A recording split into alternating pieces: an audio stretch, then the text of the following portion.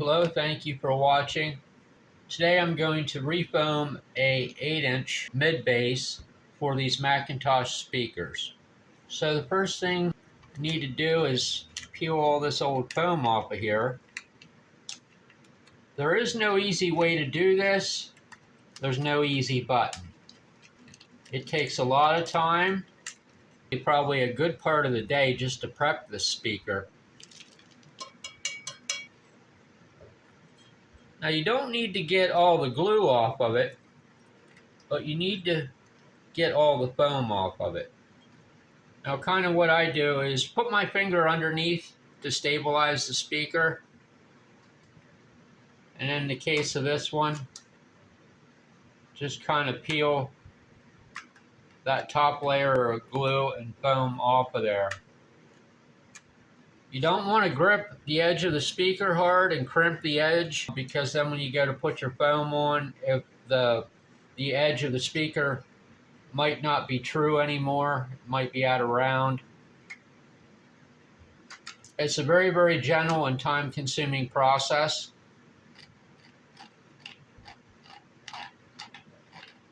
Just kind of chip it away like that, and then once I get this whole edge done, I can take some acetone over that and kind of smooth out the humps where the glue's built up. The acetone will dissolve the glue that's on here and help to smooth out the cone so it gets a better glue to the foam.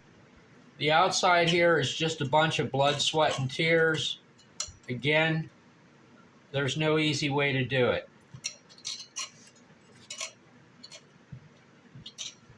I use a blade like that because then I can run that edge right around here to clean all that off there, which is actually working surprisingly well on this one. This is the third one I've done. The best thing you can do is get yourself a very comfortable chair and be prepared to be there for a long time. This one here seems to be coming off easier than the other two that I did. Things that may be semi-helpful, but again, not really, like a 1/4-inch wood chisel or a 1/2-inch wood chisel is better. As far as dissolving this with alcohol, I wouldn't even try. You just have to go straight to the acetone, and even the acetone has a little bit of trouble getting this glue off of here.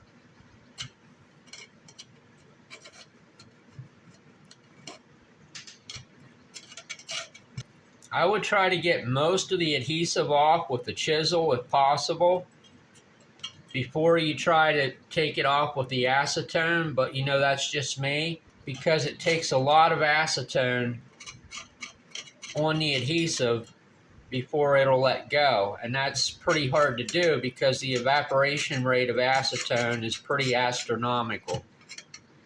So I always try to get it off with the chisel first.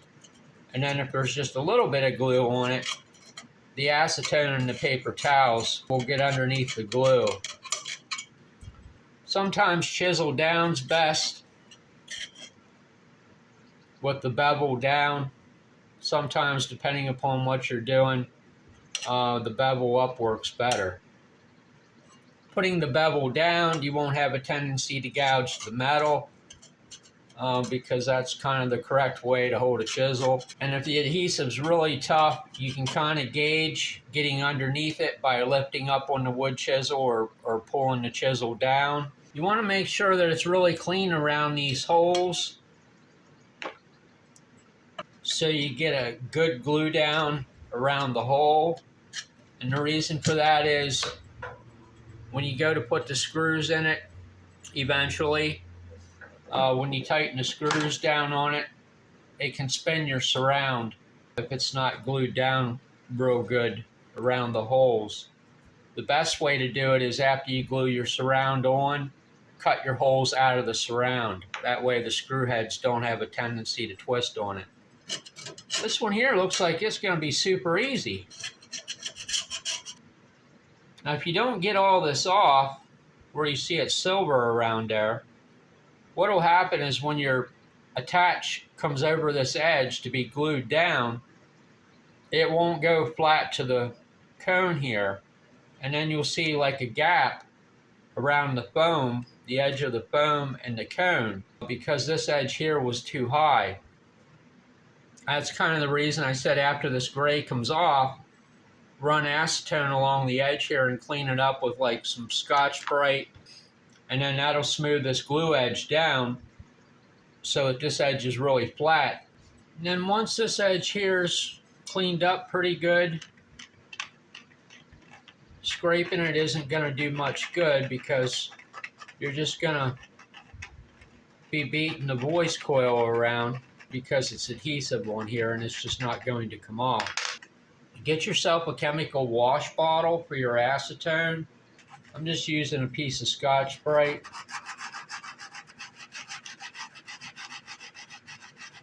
That'll kind of smooth out the glue. Scotch-Brite with the acetone on it,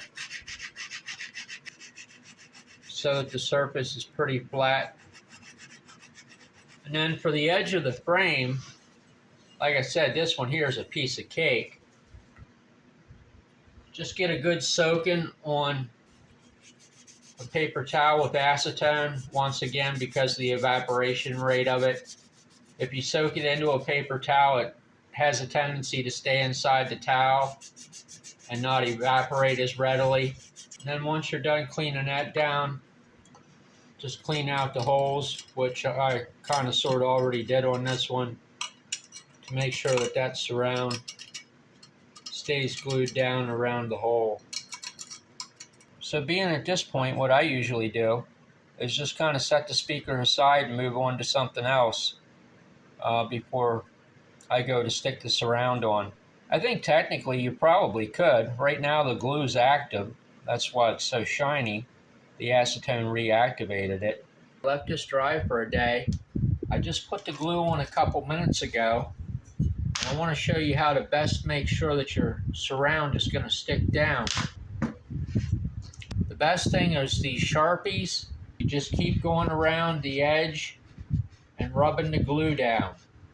Just take your finger and slide it right underneath and support the top of the cone up. And just keep doing that the whole way around over a period of maybe 15 minutes or so, maybe a little bit longer. It really depends how much glue you put down on it. The more glue you put down on it, the more time-consuming this rub-down process is going to be. Really don't get so hung up on what these edges look like here. I mean, yeah, they should be glued down, but don't let that be your primary focus. Put your focus back here to where the edge of the cone is. A lot of people overlook that and kind of get hung up on that. So when you run your marker across here, keep it over here, slightly over the edge of where that roll is. And you can feel with your fingers on the back where the edge of that cone's at. And it actually extends just slightly past where this roll starts. It's important that that is all glued down in the back. If it's not glued properly in the front, you can fix that. But the back, you can't. So just kind of keep that in mind. Just keep doing that until it starts to stiffen up pretty good. Now I have 4 shims in there. These shims here worked out absolutely perfect. These were from Midwest Speaker. This surround here is not from Midwest though. It's from Springfield Speaker. After you've left your inner surround set for a day and dry, you're ready to glue down the outside of the surround. So you need to find something about 1/4 to 3/8 of an inch diameter to lift up the outside edge with. So just start putting your glue around. Make sure you glue up to the very edge. And you got to be quick about this. Make sure you get enough glue around the screw holes. That's pretty important.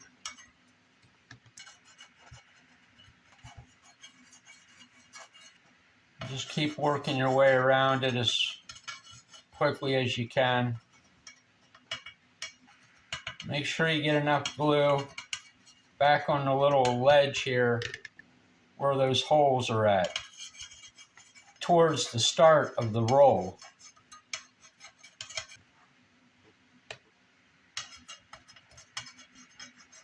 Now we're back to where we started because the surround's sticking down there.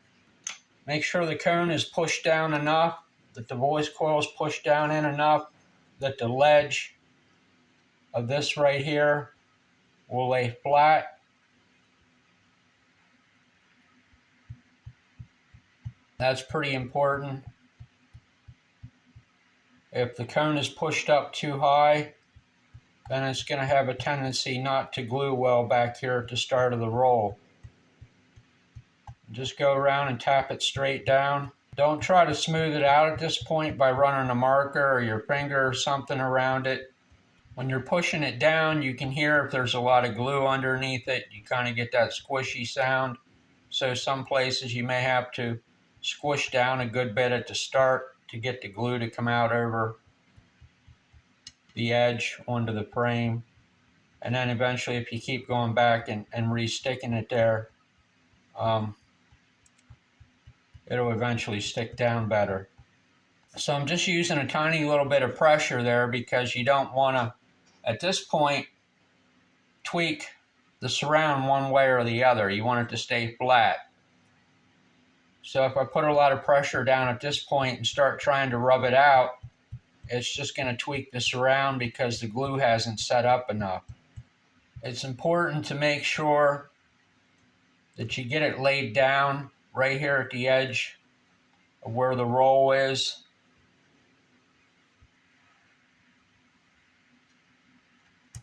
You'll roughly spend probably about 15 to 20 minutes, maybe more than 20 minutes before you get this to the point at which you can leave it alone for a few minutes.